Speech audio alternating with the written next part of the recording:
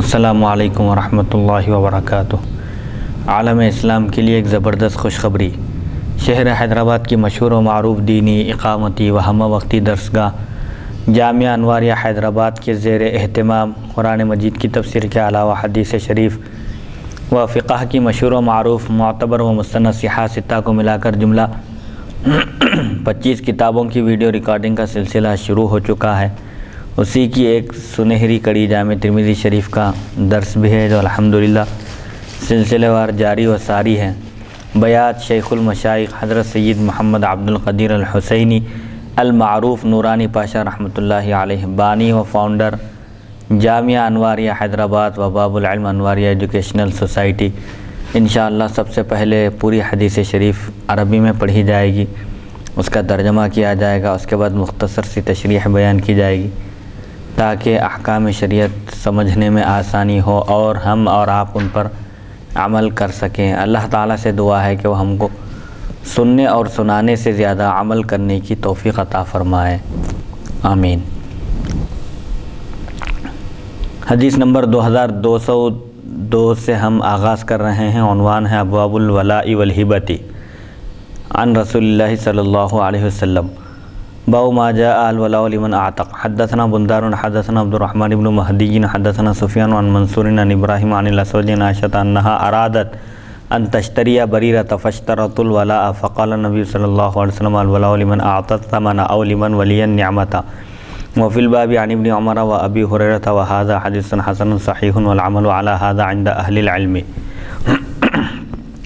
ولا اور ہبا کا بیان، جیسا کہ اس سے پہلے درس میں گزر چکا ہے کہ ولا کہتے ہیں اگر کوئی آقا اپنے غلام کو آزاد کرے اور غلام آزاد ہونے کے بعد مال و دولت کمائے اور اس کے بعد انتقال کر جائے اور غلام کے کوئی ورثہ نہ ہو، کوئی بھی وارث نہ ہو، تو ایسی صورت میں غلام کے مال کا مالک اس کو آزاد کرنے والا شخص ہوگا۔ اس کو فقہ کی اصطلاح میں کہتے ہیں ولا۔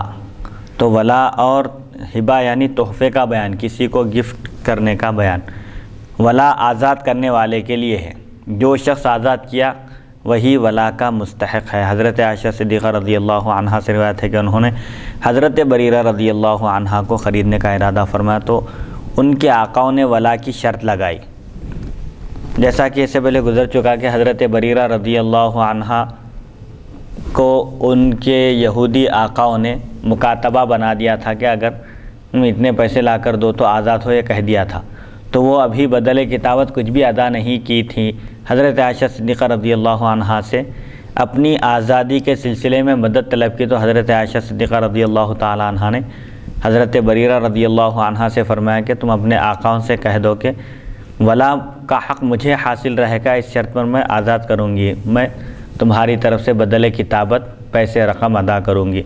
تو جب وہ حضرت بریرہ رضی اللہ عنہا اپنے آقاؤں کے سامنے یہ بات ذکر کی تو انہوں نے انکار کر دیا اور کہا کہ اگر وہ اللہ کے لیے آزاد کرنا چاہتی ہیں تو آزاد کریں، ولا کا تو حق ہم کو حاصل رہے گا۔ پھر حضور پاک علیہ الصلوۃ والسلام سے حضرت عائشہ صدیقہ رضی اللہ تعالی عنہا نے دریافت کیا تو آپ نے فرمایا کہ تم بریرہ کو آزاد کر دو اور ولا کا حق تو آزاد کرنے والے کو ہی حاصل رہے گا، اور کوئی ایسی شرط لگائے جس کا ذکر قرآن میں اور حدیث میں نہیں ہے تو شرط باطل ہے۔ تو ایسی شرطیں لگانا جو نہ قرآن میں ہے جس کا ذکر اور نہ ہی احادیث شریفہ میں، ان کا کوئی اعتبار نہیں ہے۔ شرط لگائے تو بھی وہ شرط کل عدم ہو جائے گی، ختم کر دی جائے گی، اس کا کوئی اعتبار نہیں رہے گا۔ حضرت بریرہ رضی اللہ عنہا کو خریدنے کا ارادہ فرمایا حضرت عائشہ صدیقہ رضی اللہ تعالی عنہا نے تو ان کے آقاؤں نے ولا کی شرط لگائی۔ نبی اکرم صلی اللہ علیہ وسلم نے فرمایا ولا اس کے لیے ہے جو قیمت ادا کرے یا جو نعمت کا والی ہو، یعنی آزاد کرنے کا سبب بنے، ذریعہ بنے، خود آزاد کرے یا دوسرے کی ملکیت میں ہے تو اپنی طرف سے پیسے ادا کر کے آزاد کرے تو وہ شخص ولا کا حقدار ہے۔ اس باب میں حضرت ابن عمر اور ابو ہریرہ رضی اللہ عنہما سے بھی روایت مذکور ہیں۔ یہ حدیث حسن صحیح ہے اور اہل علم کا اس پر عمل ہے۔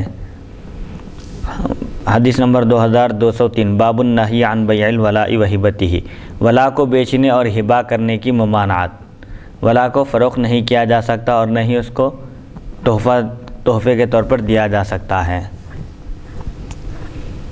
ایک تشریح اس کی ولا کی یہ بھی کی جاتی ہے کہ ایک عاقل بالغ کسی کے ہاتھ پر مسلمان ہو جائے ایک عقل مند شخص ہے، بالغ ہے، کسی کے ہاتھ پر مسلمان ہو جائے، اب اس نو مسلم نے سکے یا کسی دوسرے کے ہاتھ یا کسی دوسرے کے ہاتھ پر موالات کی، یعنی یہ کہا کہ میں مر جاؤں تو تم میرے وارث ہو، اور مجھ سے کوئی جنایت ہو تو دیت بھی تمہارے ذمہ ہوگی، اور اس نے قبول کر لیا، تو یہ موالات صحیح ہے، یہ دونوں جانب سے بھی ہو سکتی ہے۔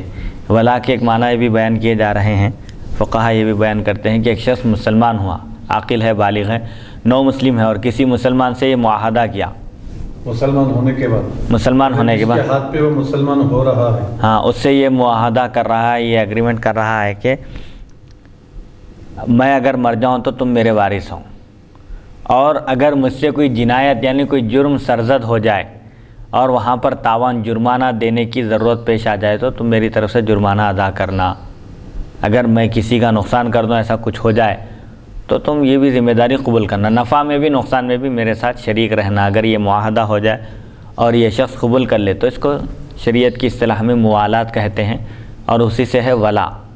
تو یہ دونوں چیزوں میں بھی ہو سکتا ہے یہ۔ تو ایک تو ولا کے معنی یہ بھی ہو سکتے ہیں کہ غلام کو آزاد کرنے کے بعد اس کا جو کچھ بھی مال ہے اس کے کوئی وارث نہ ہو تو وہ مال آزاد کرنے والے آقا کو ملے گا، اس کو ولا کہتے ہیں۔ تو ولا کو بیچا بھی نہیں جا سکتا اور اس کو ہبہ بھی نہیں کیا جا سکتا۔ حدثنا ابن ابی عمر حدثنا سفیان بن عیینۃ حدثنا عبداللہ بن دینار سمع عبداللہ بن عمر ان رسول اللہ صلی اللہ علیہ وسلم نہى عن بیع الولاء وہبته هذا حدیث حسن صحیح لا نعرفه الا من حدیث عبداللہ بن دینار عن ابن عمر عن النبی صلی اللہ علیہ وسلم وقد رواه شعبۃ سفیان الثوری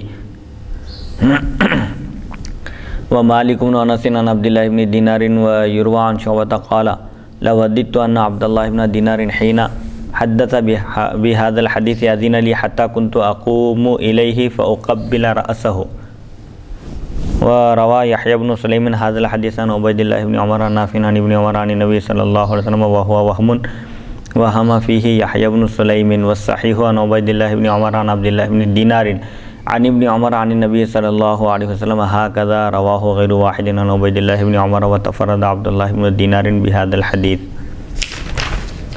حضرت عبداللہ بن عمر رضی اللہ عنہما سے روایت ہے رسول اکرم صلی اللہ علیہ وسلم نے ولا کے بیچنے اور ہبہ کرنے سے منع فرمایا۔ یہ حدیث حسن صحیح ہے، اسے بواسطہ عبداللہ بن دینار حضرت عبداللہ بن عمر رضی اللہ عنہما کی روایت سے جانتے ہیں۔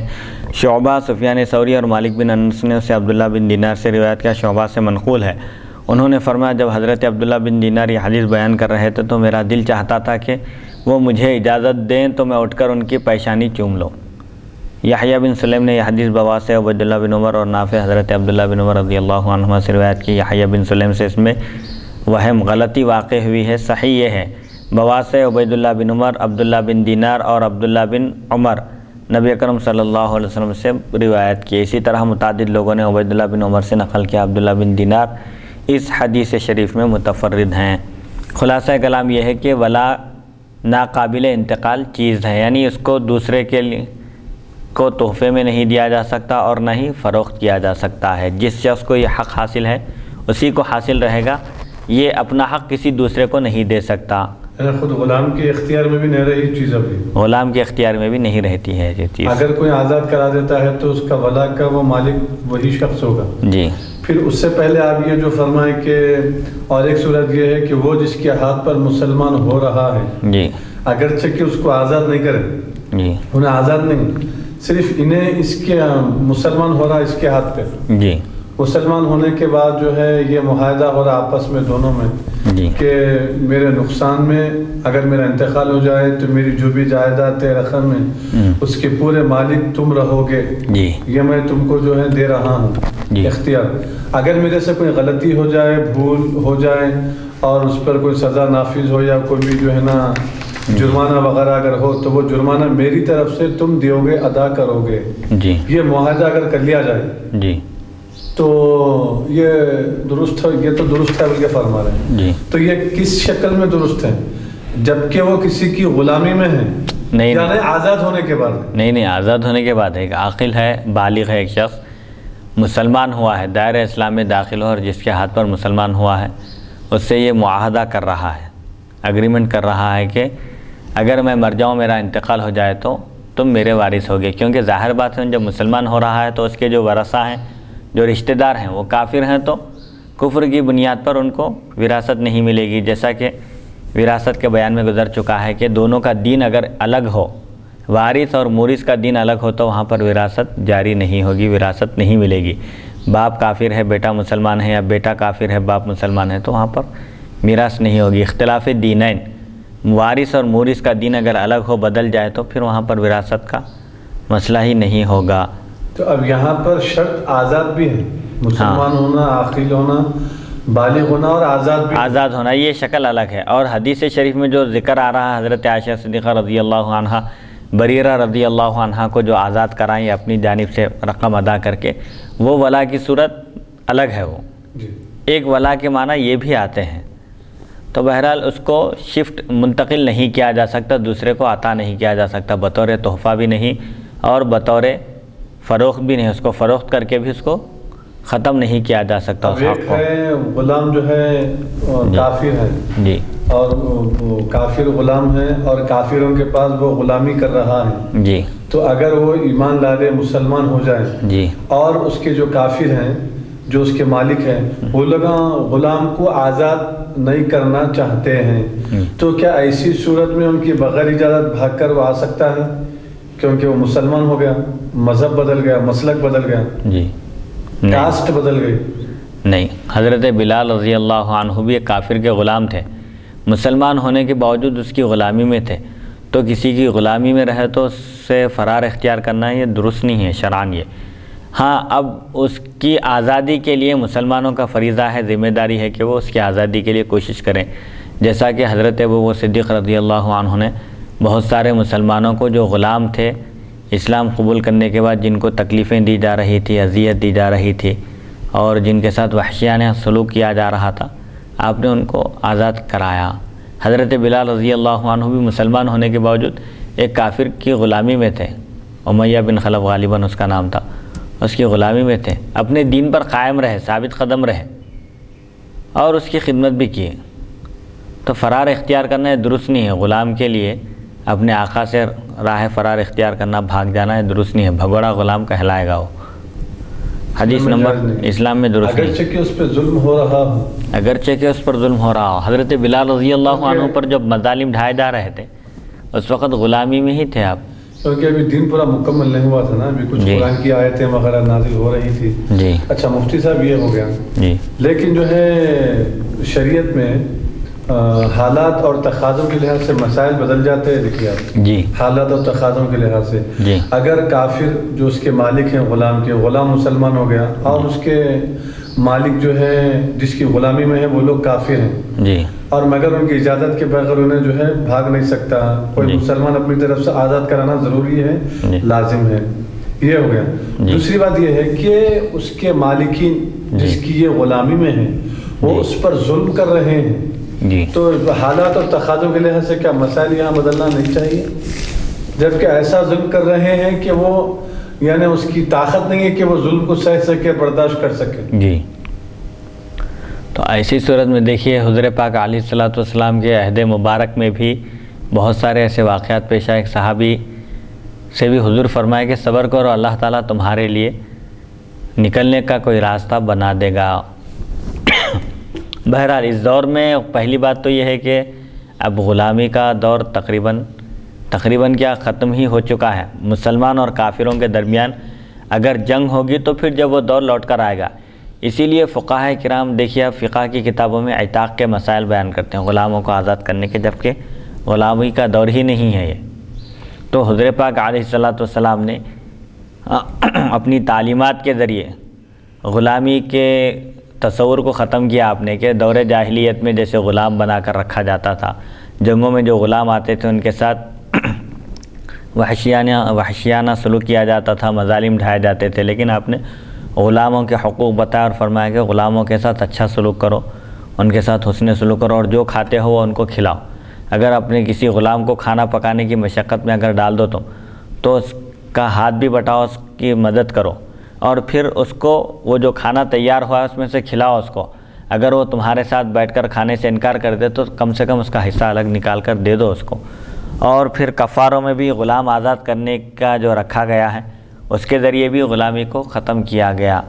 تو جب غلامی کو پسند ہی نہیں کیا گیا اسلام میں تو پھر جنگوں کے موقع پر جو بھی قید ہو کر جب آتے ہیں غلامی میں تو پھر وہ بھی جو ہے منقطع ہو جانا چاہیے تھا دین اسلام میں، جبکہ حبیب مکرم صلی اللہ علیہ وسلم میرا آقا غلامی کو پسند نہیں فرما رہے ہیں، لیکن جب جنگ ہو جائے، جنگ میں جب وہ کفار و مشرکین جب قید ہو کر آ جائیں تو ایسی صورت میں جو ہے ان کو غلامی میں آ جائیں گے اور جو ہے پھر وہ غلام تصور کیا جائیں گے۔ جب دین اسلام میں غلام کے جو نظام ہے، جو سسٹم ہے، اس کو کسی بھی طریقے سے پسند نہیں کیا گیا، تو جب پسند نہیں کیا گیا تو پھر بعد میں کسی بھی موقع پہ اس کو جائز کا پھر جواز کیسے؟ پسند نہیں کرنا ایک الگ چیز ہے، جیسے ابغض الحلال عند اللہ الطلاق بولے، ابغض الحلال طلاق دینا حلال ہے، جائز ہے، لیکن اللہ تعالیٰ کے نزدیک سب سے زیادہ ناپسندیدہ ہے۔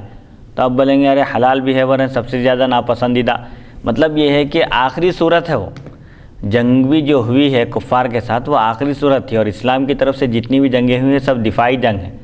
وہ لوگ قدم اٹھائے، پہلے آگے بڑھے کفار، تو یہ لوگ ان کے دفاع میں جب میدان میں اترے، تو یہ جو تصور تھا پہلے دور جاہلیت میں جنگوں میں غلام بنا کر رکھنے کرنے کا، تو غلاموں کے ساتھ اچھا سلوک نہیں کرتے تھے، تو حضور پاک علیہ السلام نے غلام بنا کر رکھنے کو ناپسند نہیں فرمایا ہم نے، بلکہ میدان جنگ میں جو کفار قید ہو کر آتے ہیں شریعت کی روشنی میں، اگر مرد ہے تو غلام ہے اور عورت ہو تو باندی کہلائے گی، یہ اللہ تعالیٰ کا قانون ہے، یہ اس کا بنایا ہوا۔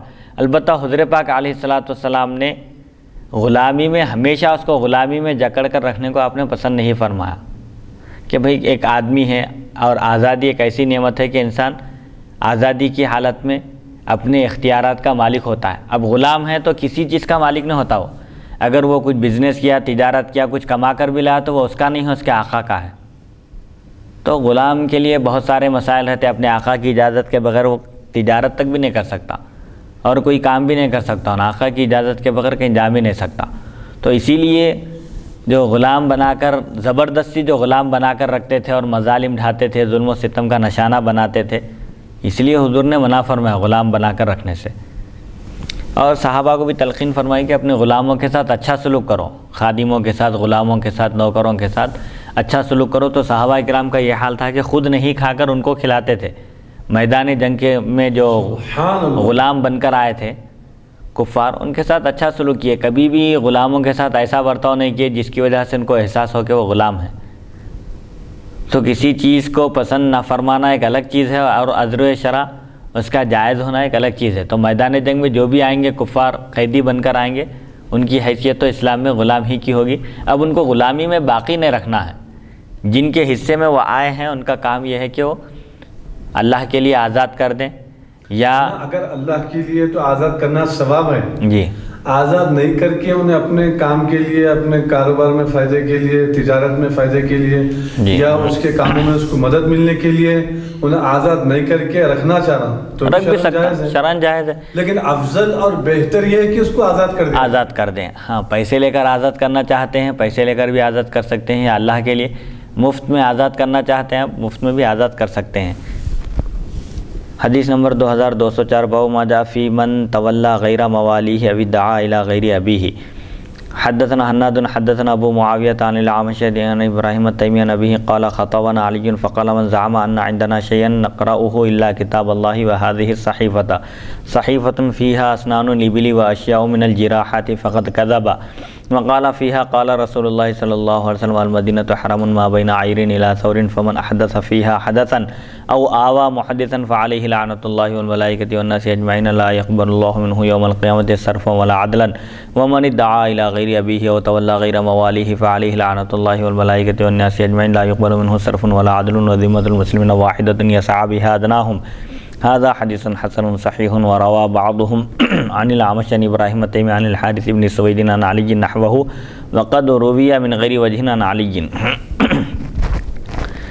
یہ بیان اس شخص کا جو اپنے آپ کو غیر آقا کی طرف منسوب کرے یا اپنے آپ کا دعویٰ کرے اپنے غیر والد کی طرف۔ مطلب یہ ہے کہ جو شخص جس کا غلام ہے اس کا غلام ہوں بلکہ نہیں بول رہا، اپنے آقا کے علاوہ کسی اور کو اپنا آقا کہہ رہا ہے، ایسے ہی اپنے باپ کے علاوہ کسی اور کو اپنا باپ کہہ رہا ہے، تو ان لوگوں کا کیا حکم ہے؟ ان پر اللہ قیامت تک اللہ کی لعنت ہے۔ حدیث شریف میں آ رہا ہے، یعنی جس سے نسب اس کا ثابت ہے اسی کی طرف اپنی نسبت کرنا ہے، کسی اور کی طرف نہیں۔ حضرت ابراہیم تیمی اپنے والد سے روایت کرتے ہیں کہ حضرت علی رضی اللہ عنہ نے خطبہ دیا، تقریر فرمایا اور فرمایا جو شخص یہ سمجھے، یہ گمان کرے کہ ہمارے پاس اللہ تعالیٰ کی کتاب اور اس صحیفے کے سوا کوئی اور کتاب ہے تو یقیناً اس نے جھوٹ کہا۔ اس صحیفے میں اونٹوں کے دانتوں کی دیت اور زخموں کے احکامات مذکور ہیں۔ اسی خطبے میں آپ نے ارشاد فرمایا، نبی اکرم صلی اللہ علیہ وسلم نے ارشاد فرمایا، مدینہ طیبہ، عیر ایک پہاڑ کا نام ہے، عیر سے لے کر ثور، یہ دونوں بھی پہاڑ کے نام ہیں، عیر اور ثور، عیر سے لے کر ثور تک حرم ہے، قابل احترام ہے، خون بہانا وہاں پر بھی حرام ہے۔ بس جو کوئی اس میں کوئی بدعت نکالے یا کسی بدعتی کو پناہ دے اس پر اللہ تعالیٰ، فرشتوں اور سب لوگوں کی لعنت ہے۔ اللہ تعالیٰ قیامت کے دن اس کا نہ کوئی فرض قبول کرے گا اور نہ ہی کوئی نفل، اور جو شخص کسی غیر کو باپ یا والی مانے اس پر بھی اللہ تعالیٰ کی، فرشتوں کی اور تمام لوگوں کی لعنت ہے، اور اس کا کوئی فرض قبول کیا جائے گا اور نہ ہی کوئی نفل۔ تمام یہ تاکید کے لیے بیان کیا گیا ہے کہ حقیقت میں اس کا کوئی فرض اور نفل قبول نہیں کیا جائے گا، یا اس کی مذمت بتانے کے لیے حدیث شریف جو ہے فرمائی جا رہی ہے۔ یہاں پر اصل میں بتانا مقصد یہ ہے کہ مدینہ طیبہ ایک مقدس اور پاکیزہ مقام ہے، اور حضور پاک علیہ السلام نے اس کی ایک حد بندی فرمائی۔ ایک عیر نامی ایک پہاڑ ہے، عیر سے لے کر ثور تک کا جو حصہ ہے وہ حرم کہلاتا ہے، حدود حرم میں داخل ہے، مدینہ طیبہ کا وہ حرم ہے، اس میں کوئی نئی چیز ایجاد نہیں کر سکتا، کوئی بدعت وغیرہ ایجاد نہیں کر سکتا۔ اگر کوئی کرے ایسی کوئی بدعت ایجاد کرے جو قرآن اور حدیث سے متصادم ٹکرانے والی ہے، یا کسی بدعتی کو پناہ دے، وہاں پر ٹھکانہ دے، تو ایسے شخص پر اللہ تعالیٰ کی لعنت ہے، فرشتوں کی لعنت ہے اور تمام لوگوں کی لعنت ہے، اور قیامت کے دن نہ اس کا کوئی فرض قبول ہوگا اور نہ ہی کوئی نفل۔ تو سختی کے ساتھ بتانا ہے، اگر مسلمان ہے اور ایسا عمل کر رہا ہے تو وہ اپنے گناہوں کی سزا پانے کے بعد جنت میں داخل ہوگا، براہ راست ڈائریکٹ داخل نہیں ہوگا۔ حرام سے گناہ کبیرہ میں گناہ کبیرہ ہے یہ، ہاں۔ ایسے ہی اگر کوئی وہ بدعت سے مراد وہی بدعت ہے جو قرآن اور حدیث کے احکام کے خلاف ہو، یا اس سے ٹکرا رہی ہو، اس سے ٹکرا رہی اس کے ہو، واضح صراحت کے ساتھ اس بارے میں کوئی حکم نازل نہیں ہوا ہے، تو اچھی بدعت بھی حضور اکرم صلی اللہ علیہ وسلم نے پسند فرمائی ہے۔ مسلم شریف میں حدیث ہے کہ من سن سنتن حسنتن فی الاسلام فلہ اجرھا و اجر من عمل بہا من غیر ان ینقص من اجورہم شیء، غالباً ایسے الفاظ آئے ہیں کہ جو کوئی ایک اچھا طریقہ ایجاد کرے اور اس پر عمل کرے تو اس کو اس کا اجر ملے گا، اور قیامت تک جو لوگ اس طریقے پر چلیں گے، اس طریقے کو اپنائیں گے، اس پر عمل کریں گے تو ان کا بھی اجر اس کو ملے گا، اور ان کے اجر میں بھی کوئی کمی نہیں ہوگی۔ اچھا طریقہ ایجاد کیے، لوگ نیکی کی طرف مائل ہو گئے، خیر خیرات کے کام کر رہے ہیں، تو بہرحال جو بھی اچھا طریقہ ایجاد کرے گا اس کو نہ صرف ایجاد کرنے کا ثواب ملے گا بلکہ قیامت تک جتنے لوگ اس سے استفادہ کریں گے، اس پر عمل کریں گے، برابر اس شخص کو بھی وہ ثواب ملے گا، یہ شخص بھی ان کے ساتھ ثواب میں شریک رہے گا، اور وہ عمل کرنے والوں کے ثواب میں بھی کوئی کمی نہیں آئے گی، ان کو جو اجر ملنا ہے وہ ضرور ملے گا ان کو بھی۔ تو اس سے معلوم ہوتا ہے کہ بدعت کی ضد سنت ہے، سنت اچھا طریقہ اگر کوئی ایجاد کرے تو اس کو اس کا اجر ملے گا۔ اچھے طریقے سے مراد یہ ہے کہ وہ قرآن اور حدیث ہی کی روشنی میں ہو، سے اس کے کسی قاعدے سے نہ ٹکراتا ہو، وہ مراد ہے۔ اور ایسے ہی جو شخص کسی غیر کو باپ کہے یا والی مانے، یعنی جس کا غلام ہے اس کی طرف نسبت نہیں کر رہا، اپنے آقا کے علاوہ کسی اور کی طرف نسبت کر رہا ہے، تو اس پر بھی اللہ تعالیٰ کی، فرشتوں کی اور تمام لوگوں کی لعنت ہے، اور اس سے کوئی فرض و نفل بھی قبول نہیں کیا جائے گا۔ تمام مسلمانوں کی پناہ ایک جیسی ہے، سب مسلمانوں کی ذمہ داری ایک جیسی ہے، ایک ادنا مسلمان بھی کسی کو پناہ دے سکتا ہے۔ یہ حدیث حسن صحیح ہے، بعد نے اسے بواسطہ ابراہیم تیمی اور حارث بن سوید حضرت علی رضی اللہ عنہ سے اس کے ہمانہ روایت کی، حضرت علی رضی اللہ عنہ سے اس کے علاوہ بھی روایت آئی ہے، مروی ہے۔ حدیث نمبر 2205، باب ما جاء فی الرجل ینتفی من ولدہ، یہ بیان اس حکم کا جو اس شخص کے بارے میں آیا جو اپنے لڑکے کی نفی کرتا ہے۔ ایک شخص کو ایک لڑکا ہوا سمجھے، اب وہ انکار کر رہا ہے کہ یہ لڑکا میرا نہیں ہے، تو اس کا مطلب یہ ہوا کہ وہ اپنی بیوی پر وہ زنا کی تہمت لگا رہا ہے۔ حدثنا عبد الجبار بن العلاء العطار وسعيد بن عبد الرحمن المخزومي قال حدثنا سفيان عن الزهري عن سعيد بن المسيب عن ابي هريرة قال جاء رجل من بني فزارة إلى النبي صلى الله عليه وسلم فقال يا رسول الله صلى الله عليه وسلم إن امرأتي ولدت غلاما أسود فقال له النبي صلى الله عليه وسلم هل لك من ابن؟ قال نعم. قال فما ألوانها؟ قال حمر. قال فهل فيها أورق؟ قال نعم إن فيها لبرقا. قال أن أتاها ذلك؟ قال لعل عرقا نزعها. قال فهذا لعل عرقا نزعه. هذا حدیث حسن صحیح. حضرت ابو ہریرہ رضی اللہ عنہ سے روایت ہے قبیلہ بنو فزارہ کا ایک شخص نبی اکرم صلی اللہ علیہ وسلم کی خدمت میں حاضر ہوا اور عرض کرنے لگا یا رسول اللہ صلی اللہ علیہ وسلم میری بیوی نے سیاہ لڑکا جنا ہے، پیدا کیا ہے، یعنی میری بیوی کو ایک لڑکا ہوا ہے جو کالا ہے، سیاہ ہے۔ حضرت صلی اللہ علیہ وسلم نے فرمایا تمہارے پاس اونٹ ہے؟ انہوں نے عرض کیا جی ہاں۔ فرمایا ان کا رنگ کیسا ہے؟ اونٹوں کا رنگ کیسا ہے؟ تو انہوں نے کہا سرخ، لال رنگ کے اونٹ ہیں، سرخ ہیں اونٹوں کا رنگ۔ فرمایا ان میں سیاہ بھی ہیں، یعنی ان اونٹوں میں ایک آدھ کالا اونٹ بھی ہے؟ تو انہوں نے عرض کیا جی ہاں سیاہ رنگ کے بھی ہیں، کالے رنگ کے بھی اونٹ موجود ہیں۔ آپ نے فرمایا ان میں یہ رنگ کہاں سے آ گیا؟ لال اونٹوں کی اولاد ہے تو وہ کالے کیسے ہو گئے؟ لال اونٹوں کی اولاد ہے تو لال ہی ہونا چاہیے نا۔ تو مطلب یہ ہے کہ اگر گورے انسان ہیں تو ان کی اولاد بھی گوری ہونا ضروری نہیں ہے۔ اب جیسے بعض جگہ ہوتا دیکھیے ایک دم تضاد رہتا، دو بہنیں رہتی یا دو بھائیاں رہتے، ایک کا کلر فیر رہتا ایک کا کلر سیاہ رہتا، تو اس سے کچھ فرق نہیں پڑتا۔ حضور ان کو سمجھانے کے لیے کہ وہ صحابی آ کر عرض کیے کہ میری بیوی کو ایک لڑکا ہوا ہے جو کالا ہے، تو اس کا مطلب یہ ہوا کہ انہوں انکار کر رہے ہیں کہ وہ میری اولاد نہیں ہو، میرا لڑکا نہیں ہے وہ۔ تو حضور ان کو سمجھائے کہ دیکھو تمہارے پاس اونٹ ہے تو اونٹوں میں کچھ سرخ بھی ہیں، اونٹوں کا رنگ پوچھے پہلے، سرخ ہے بتائے، تو ان میں کچھ کالے بھی ہے کیا پوچھے؟ اور کالے اور رنگ کے بھی اونٹ ہیں۔ تو حضور پھر فرماتے ہیں ان سے، آپ نے فرمایا ان میں یہ رنگ کہاں سے آ گیا؟ لال اونٹوں کی اولاد ہے، وہ بچے ہیں تو لال ہی ہونا چاہیے نا، پھر کالے کیسے ہو گئے؟ یہ رنگ ان کے اندر کہاں سے آ گیا؟ تو انہوں نے کہا، اس شخص نے عرض کیا کہ شاید کسی رگ نے اسے کھینچا ہوگا، ایک آدھ کوئی اوپر تھے ہوں گے کالے، ان کا اثر اس میں آ گیا۔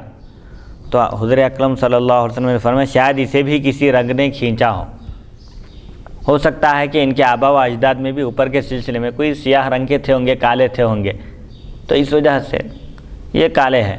تو اس سے کالے اور گورے کا فرق تو حضرت پاک علیہ الصلوۃ والسلام ختم فرما دیا اور فرمائیں کہ نہ کسی عربی کو کوئی عجمی پر فضیلت حاصل ہے اور نہ ہی کسی گورے کو کالے پر۔ اللہ کے پاس کالے اور گورے کا اعتبار نہیں، وہاں پر تقوی کا اعتبار ہے۔ اللہ تعالیٰ نہ تمہارے جسموں کو دیکھتا ہے اور نہ ہی تمہاری ظاہری شکل و صورت کو، بلکہ وہ تمہارے دلوں کو دیکھتا ہے۔ جیسا کہ حضرت اسامہ بن زید رضی اللہ عنہ کا واقعہ بھی آگے آ رہا، اس میں انشاءاللہ تشریح کی جائے گی اس میں۔ تو حضرت پاک علیہ الصلوۃ والسلام نے یہاں پر ان کو اس تمثیل کے ذریعے ایک مثال دے کر سمجھایا اور فرمایا کہ لڑکے کی نفی کرنا مناسب نہیں ہے، کیونکہ لڑکے کی نفی کرنے کا مطلب یہ ہے کہ وہ اپنی بیوی پر زنا کی تہمت لگا رہا ہے۔ اپنے بیٹے کی نفی کر دینے سے یہ ہوگا انکار کر دینے سے کہ یہ میرا بیٹا نہیں ہے، اگر کوئی کہے تو اس کا مطلب یہ ہوا کہ وہ اپنی بیوی پر زنا کی تہمت لگا رہا ہے۔ تو اس حدیث شریف سے قیاس کا بھی ثبوت ملتا ہے کہ حضور پاک علیہ الصلوۃ والسلام قیاس کر کے سمجھا رہے ہیں کہ بھئی اب ایک شخص آ کر جب یہ عرض کیا کہ میری بیوی نے کالا سیاہ لڑکا جنا ہے، تو آپ ان کو کیسا سمجھائے؟ تمہارے پاس اونٹ ہے کیا پوچھے؟ ہاں اونٹ ہے۔ تو حضور فرمائے کہ اونٹوں کا رنگ کیسا ہے؟ اونٹوں کا رنگ سرخ ہے۔ تو جب سرخ رنگ کے اونٹ ہیں تو پھر ان کے اندر کالے رنگ کے اونٹ کیسے آ گئے؟ تو یہ ایک تمثیل ہے، سمجھے، سمجھانے کا ایک طریقہ ہے قیاس کا۔ اس سے ثبوت ملتا ہے کہ کسی چیز کو سمجھانے کے لیے قیاس کرنا جائز ہے۔ تو فقہاء کرام بھی جو قیاس کیا کرتے تھے قرآن اور حدیث کی تشریح بیان کرنے کے لیے، اللہ کے حکم کو جوڑنے کے لیے، توڑنے کے لیے نہیں کرتے تھے قیاس۔ تو بہرحال اس حدیث شریف سے قیاس کا بھی ثبوت ملتا ہے، اور یہ بھی معلوم ہوتا ہے کہ لڑکے کی نفی کرنا یہ مناسب نہیں ہے، کیونکہ اس کا مطلب یہ ہوا کہ وہ گویا کہ وہ اپنی بیوی پر تہمت لگا رہا ہے۔ حدیث نمبر 2206 باب ما جاء فی القافۃ۔ حدثنا قتیبۃ حدثنا لیث عن ابن شہاب عن عروۃ عن عائشہ ان النبی صلی اللہ علیہ وسلم دخل علیہا مسرورا تبرق اساریر وجهہ فقال الم تر ان مجززا نظر آنفا الى زید بن حارثة واسامة بن زید فقال هذه الاقدام بعضها من بعض هذا حديث حسن صحيح وقد روى سفيان بن عيينة هذا الحديث عن الزهري عن عروة عن عائشة وزاد فيه ألم ترى أن مجززا مر على زيد بن حارثة وأسامة بن زيد وقد غطيا رؤوسهما وبدت أقدامهما فقال إن هذه الأقدام بعضها من بعض. هكذا حدثنا سعيد بن عبد الرحمن وغير واحد عن سفيان بن عيينة عن الزهري وقد احتج بعض أهل العلم بهذا الحديث في إقامة أمر القافة. یہ بیان اس حکم کا جو قیافہ جاننے والوں کے بارے میں آیا ہے. قیافہ عرب میں ایک فن تھا جس کے ذریعے لوگ نسب کو پہچانتے تھے. صرف شکل و صورت دے کر کہتے تھے کہ یہ باپ بیٹے ہیں, یہ فلاں خاندان کا ہے. کیسے لوگ جو اس شخص کے بارے میں نہیں جانتے کہ کس کی اولاد ہے. تو یہ بھی ایک فن تھا, اس کا انکار نہیں کیا گیا شریعت میں, اس کی اجازت دی گئی. یہ فن بھی سیکھ سکتے ہیں نسب کے بارے میں جانکاری کے لیے, جاننے کے لیے. تو حضرت اسامہ بن زید بن حارثہ اور اسامہ بن زید دونوں باپ بیٹے ہیں, دونوں بھی صحابی ہیں اور حضور پاک علیہ الصلوۃ والسلام کے محبوب ترین صحابہ میں سے ہے. تو باپ بیٹے کے بارے میں لوگ شک کرتے تھے, شبہ کرتے تھے کہ باپ کالے ہیں اور بیٹے انتہائی گورے ہیں, تو دونوں باپ بیٹے نہیں ہیں کہتے تھے. تو ایک قیافہ شناس یعنی جو قدم کو دیکھ کر پہچانتے تھے وہ لوگ عرب. تو اتفاق سے ایک مرتبہ والد اور فرزند دونوں آرام کر رہے تھے, ایک چادر اوڑھے ہوئے تھے, ان دونوں کا سر ڈھکا ہوا تھا لیکن قدم باہر تھے, چادر کے باہر نظر آ رہے تھے. تو قدموں پر جب اس قیافہ شناس کی نظر پڑی تو اس نے کہا کہ یہ بالکل ایک دوسرے سے ملتے جلتے قدم معلوم ہوتے ہیں, ایک دوسرے سے خونی رشتے کے قدم معلوم ہوتے ہیں. کہا تو حضرت پاک علیہ الصلوۃ والسلام یہ سن کر انتہائی خوشی کا اظہار کیا اور مسرت آپ کے چہرے پر نمایاں ہو گئی. تو پوچھنے والوں نے پوچھا کہ کیا بات ہے, آپ انتہائی مسرور نظر آ رہے ہیں. تو آپ نے فرمایا کہ عرب ان کے نسب کے بارے میں شک اور شبہ کرتے تھے, ڈاؤٹ کرتے تھے, لیکن انہی کے ایک قیافہ شناس نے آج تصدیق کر دی. تو حضرت پاک علیہ الصلوۃ والسلام کو تو معلوم ہے, خوشی اس لیے آپ کو نہیں ہوئی کہ ان دونوں کے نسب کے بارے میں جو کلام کرتے تھے آج تحقیق ہو گئی, ثابت ہو گیا. نہیں, اس لیے نہیں, بلکہ خود عرب جو انکار کرتے تھے انہی میں کہ ایک شخص نے آج تصدیق کر دی, ان کے انکار کو رد کر دیا, اس بات میں خوشی ہوئی, اس لیے خوشی. حضرت عائشہ صدیقہ رضی اللہ عنہا سے روایت ہے ایک دن نبی اکرم صلی اللہ علیہ وسلم خوش ان کے پاس تشریف لائے. چہرے انور کے خطوط چمک رہے تھے, یعنی چہرے پر مسرت کے نشانات نمایاں تھے. فرمایا کیا تم نے نہیں دیکھا کہ ابھی مجزز یعنی قیافہ شناس نے زید بن حارثہ اور اسامہ بن زید رضی اللہ عنہما کی طرف دیکھا اور کہا کہ یہ قدم ایک دوسرے سے تعلق رکھتے ہیں, ایسا معلوم ہوتا ہے کہ یہ دونوں نسبی رشتہ دار ہیں. یہ حدیث حسن صحیح ہے. سفیان بن عیینہ نے اسے بواسطہ زہری اور عروہ حضرت عائشہ رضی اللہ عنہا سے روایت کیا. اس میں اضافہ یہ ہے, دوسری حدیثوں میں الفاظ اور الگ آئے ہیں کہ آپ نے فرمایا کیا تم نے نہیں دیکھا کہ مجزز حضرت زید بن حارثہ اور اسامہ بن زید رضی اللہ عنہما کے پاس سے گزرا, انہوں نے سر ڈھانکے رکھے تھے, دونوں کا سر ڈھکا ہوا تھا جبکہ پاؤں کھلے تھے. تو قیافہ شناس نے کہا کہ ان قدموں کا ایک دوسرے سے تعلق معلوم ہوتا ہے. اسی طرح سعید بن عبد الرحمن اور کئی دوسرے حضرات نے بواسطہ سفیان بن عیینہ زہری سے روایت کیا. بعض علماء نے اس حدیث کے مطابق قیافہ لگانے کو درست کہا. اس حدیث کی بنیاد پر فقہاء کرام, علماء کرام فرماتے ہیں کہ قیافہ شناسی کا فن سیکھنا درست ہے, جس کے ذریعے نسب معلوم ہوتا ہے. صرف دیکھتے ہی, شباہت کو دیکھ کر, چہرے کو دیکھتے ہی وہ لوگ پہچان لیتے ہیں کہ فلاں کی اولاد ہے, فلاں قبیلے کے ہیں. اس فن کے علاوہ اور دیگر فنون کی بھی اجازت جو ہے ملتی ہے بشرطے کہ ان فنون میں اسلام کے اصول اور قواعد کی خلاف ورزی نہ ہو, اسلام سے ٹکرانے والے نہ ہوں اصول. حدیث نمبر 2207 باب ما جاء فی حث نبی صلی اللہ علیہ وسلم علی التحادی. حدثنا ازہر بن مروان البصری حدثنا محمد بن سوائن حدثنا ابو معاشر عن سعید بن ابی ہریرہ عن النبی صلی اللہ علیہ وسلم قال تحادوا فإن الهدیة تذهب وحر الصدر ولا تحقرن جارة نجارتها ولو شق فرس شاة. هذا حدیث غریب من هذا وابو معاشر اسمه نجیح مولى بنی ہاشم وقد تکلم فیہ بعض اہل العلم من قبل حفظه. نبی اکرم صلی اللہ علیہ وسلم کا آپس میں ایک دوسرے کو تحفہ دینے پر رغبت دلانا. آپس میں ایک دوسرے کو تحفہ دیتے رہو کیونکہ اس سے دلوں کا کینہ دور ہوتا ہے اور محبت بڑھتی ہے. تحادوا تحابوا, حدیث شریف میں آیا کہ تحفہ دینے سے آپسی تعلقات بڑھتے ہیں, محبت بڑھتی ہے. حضرت ابو ہریرہ رضی اللہ عنہ سے روایت ہے رسول اکرم صلی اللہ علیہ وسلم نے ارشاد فرمایا ایک دوسرے کو تحائف دیا کرو, خالی قبول کرنا نہیں ہے. آج کا ماحول ایسا ہو گیا کہ لوگ خالی تحفے دیے تو قبول کر لیتے, اس کا جواب نہیں دیتے. جبکہ حضور پاک علیہ الصلوۃ والسلام کو کوئی تحفہ پیش کرتے تو آپ برابر اس کا بدلہ عطا فرماتے تھے، اس سے بہتر بدلہ عطا فرماتے تھے۔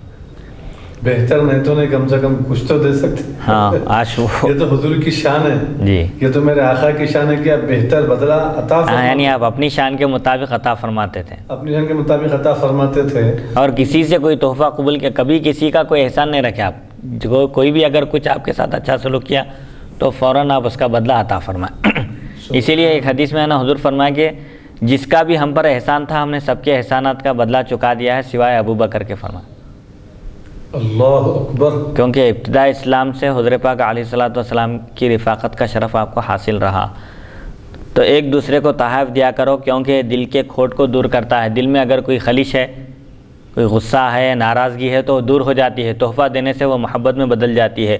سبحان اللہ۔ کوئی پڑوسن اپنی پڑوسن کو ہدیہ دینے میں حقیر نہ سمجھے، اگرچہ بکری کے کھر کا ایک ٹکڑا ہی کیوں نہ ہو۔ یعنی مطلب یہ ہے کہ کوئی معمولی چیز بھی اگر ہے، تحفہ دینا ہے تو آگے پیچھے نہیں ہونا چاہیے، دے دینا چاہیے۔ لوگ سمجھتے ہیں ارے کیا دیے تحفہ، پیالیوں کا تحفہ دیے ہوتے شادی میں، تو معمولی نہیں سمجھنا چاہیے۔ کوئی اگر تحفے میں حقیر معمولی چیز بھی پیش کیا تو قبول کر لینا چاہیے، اس کو حقیر اور معمولی نہیں سمجھنا چاہیے۔ تحفہ ہے، ایک پین بھی دیا جا سکتا ہے تحفے میں، قلم بھی، کوئی بڑی چیز بھی، لیکن تحفہ دینے والوں کو بھی چاہیے کہ وہ اپنی شان کے مطابق تحفہ دیں۔ مالدار ہیں، لکھ پتی ہے، کروڑ پتی ہیں، لیکن غریبوں سے بھی زیادہ گئی گزری حالت میں تحفہ دے رہے ہیں، ایسا نہیں کرنا چاہیے۔ لوگوں کو چاہیے کہ وہ اپنی شان کے مطابق، اپنی حیثیت کے مطابق تحفہ دیں۔ ایک غریب بھی ہو کر اچھے سے اچھا تحفہ دینے کی کوشش کرتا ہے، تو ہر ایک مسلمان کو چاہیے کہ وہ دوسرے مسلمانوں کے لیے بھی وہی پسند کرے جو وہ اپنے لیے پسند کرتا ہے۔ اگر کوئی ہم کو معمولی تحفہ دیا تو ہم برداشت نہیں کرتے، پسند نہیں کرتے، اس پر تنقید کرتے ہیں۔ اکثر شادیوں میں دیکھنے میں آتا ہے، دیکھیے لوگ شادیوں کے بعد جب تحفے وغیرہ دیکھتے ہیں، نام دیکھتے ہیں تو کہتے ہیں ارے ان کی تو اتنی بلڈنگ ہے، اتنے بیٹے باہر ہیں اور کیا کچھ ان کے پاس دولت نہیں ہے، لیکن ان کا تحفہ دیکھیے۔ تو جس طرح اپنے کو جب ایسا تحفہ آتا ہے تو ہم تنقید کرتے ہیں، تو دوسرے بھی ہمارے تحفے پر تنقید کریں گے، تنقید کا نشانہ بنائیں گے۔ لہذا تحفہ دینے والوں کو بھی چاہیے کہ وہ اپنی شان اور اپنی حیثیت کا بھی لحاظ کر کے تحفہ دیں۔ یہ حدیث اس سند سے غریب ہے۔ ابو معاشر کا نام نجیح مولا بنو ہاشم ہے۔ بعض اہل علم نے ان کے حفظ کے بارے میں کلام کیا ہے۔ حدیث نمبر 2208، باب ما جاء فی کراہیت الرجوع فی الہبۃ، ہبہ واپس لینے کی برائی۔ تحفہ دینے کے بعد واپس لینا برا ہے، اس سے اس کی مثال ایسی دی گئی ہے جیسے کتا قے کرنے کے بعد چاٹ رہا ہو، تو تحفہ دینے کے بعد ہرگز واپس نہیں لینا چاہیے۔ حدثنا احمد بن منیع حدثنا اسحاق بن یوسف الازرق حدثنا حسین المکتب عن عمرو بن شعیب عن طاووس عن ابن عمر ان رسول اللہ صلی اللہ علیہ وسلم قال مثل الذي يعطي العطية ثم يرجع فيها كالكلب أكل حتى إذا شبع قاء ثم عاد فرجع في قيئه وفي الباب عن ابن عباس وعبد الله بن عمرو۔ حضرت ابن عمر رضی اللہ عنہما سے روایت ہے، رسول اکرم صلی اللہ علیہ وسلم نے ارشاد فرمایا، ہدیہ دے کر، تحفہ دے کر واپس لینے والے کی مثال اس کتے کی طرح ہے جو کھاتے کھاتے جب سیر ہو جاتا ہے، پیٹ بھر جاتا ہے تو قے کرتا ہے، پھر اسے چاٹ لیتا ہے۔ اس باب میں حضرت ابن عباس اور عبداللہ بن عمر رضی اللہ عنہما سے بھی روایت مذکور ہیں۔ حدیث نمبر 2209، حدثنا محمد بن بشار حدثنا ابن ابی عدی عن حسین المعلم عن عمرو بن شعیب قال حدثني طاووس عن ابن عمر عن وابن عباس يرفعان الحديث قال لا يحل لرجل ان يعطي عطية ثم يرجع فيها الى الوالد فيما يعطي ولده، ومثل الذي يعطي العطية ثم يرجع فيها كمثل الكلب أكل حتى إذا شبع قاء ثم عاد في قيئه، هذا حديث حسن صحيح۔ قال الشافعي لا يحل لمن وهب هبة أن يرجع فيها إلى الوالد، فله أن يرجع فيما أعطى ولده، واحتج بهذا الحديث تم الولاء والهبة۔ حضرت ابن عمر ابن عباس رضی اللہ عنہما دونوں مرفوع حدیث بیان کرتے ہیں، یعنی اس حدیث کی سند نبی اکرم صلی اللہ علیہ وسلم تک پہنچاتے ہیں کہ کسی کے لیے عطیہ دے کر واپس لینا جائز نہیں۔ البتہ باپ اپنے بیٹے کو دے تو واپس لے سکتا ہے، والد اپنے بیٹے کو کوئی تحفہ دیں تو واپس لے سکتے ہیں، مستثنیٰ ہے والد۔ البتہ والد کے علاوہ کسی اور کے لیے درست نہیں ہے کہ وہ تحفہ دینے کے بعد دوبارہ اس کو واپس لے لے۔ اور عطیہ دے کر واپس لینے والے کی مثال اس کتے کے جیسی ہے جس نے کھایا، جب شکم سیر ہو گیا، پیٹ بھر گیا تو قے کر دی اور پھر اسے چاٹ لیا۔ یہ حدیث حسن صحیح ہے۔ امام شافعی فرماتے ہیں کسی کے لیے دیا ہوا عطیہ واپس لینا جائز نہیں، البتہ باپ بیٹے کو دیا ہوا عطیہ واپس لے سکتا ہے۔ امام شافعی نے اس حدیث کو دلیل بنایا۔ امام اعظم ابو حنیفہ رحمۃ اللہ علیہ کے نزدیک بھی اولاد سے عطیہ واپس لینے کا مطلب یہ ہے کہ باپ اس سے لے کر بوقت ضرورت اس کی ضروریات پر خرچ کرے، جس طرح دیگر اموال اس کے مفاد میں خرچ کرتا ہے، کیونکہ باپ بوقت ضرورت اولاد کے مال میں تصرف کر سکتا ہے، کیونکہ حضرت پاک علیہ الصلوۃ والسلام نے ارشاد فرمایا انت و مالک لابیک، یعنی ہمارا مال تو مال ہے، ہم خود بھی والد کی ملکیت ہے، سمجھو جب چاہیں ہم سے خدمت لے سکتے ہیں، کام لے سکتے ہیں، اور ہمارے مال میں تصرف کرنے کا بھی حق رکھتے ہیں۔ تو خرچ کرنے کا اس کو اپنے صرفے میں لانے کا، خرچ میں لانے کا اختیار ہے ان کو، صرف والد کو اس میں استثناء دیا گیا ہے، دوسرے کوئی تحفہ دینے کے بعد واپس نہیں لے سکتے۔ الحمدللہ اللہ کے فضل اور اس کی توفیق سے ابواب الولاء والہبہ کا بیان ختم ہوا، اس کے بعد تقدیر کا بیان ہے انشاءاللہ، اللہ کی توفیق اور اس کی مدد سے ہم اس کا آغاز کریں گے۔ حدیث نمبر 2202 سے ہم شروع کیے تھے، حدیث نمبر 2209 تک اللہ کی توفیق اور اس کی مدد سے پہنچے ہیں۔ اللہ تعالیٰ سے دعا ہے کہ احادیث شریفہ کو بیان کرنے کے دوران جو غلطی واقع ہو رہی ہے اس کو اپنے فضل و کرم سے درگزر فرمائے، اور احادیث شریفہ کو سننے والے سامعین کی زندگیوں میں برکت عطا فرمائے، اور ان کو تمام آفات و بلیہ سے محفوظ و مامن فرمائے، اور سب پر اپنا فضل فرما دے اور کرم فرما دے۔ حضرت پاک علیہ الصلوۃ والسلام کے صدقہ طفیل دنیا میں عزت کی زندگی اور ایمان کی موت نصیب فرمائے۔ وصلی اللہ تعالی علی خیر خلقہ سیدنا محمد و آلہ و صحبہ اجمعین، والحمد للہ رب العالمین۔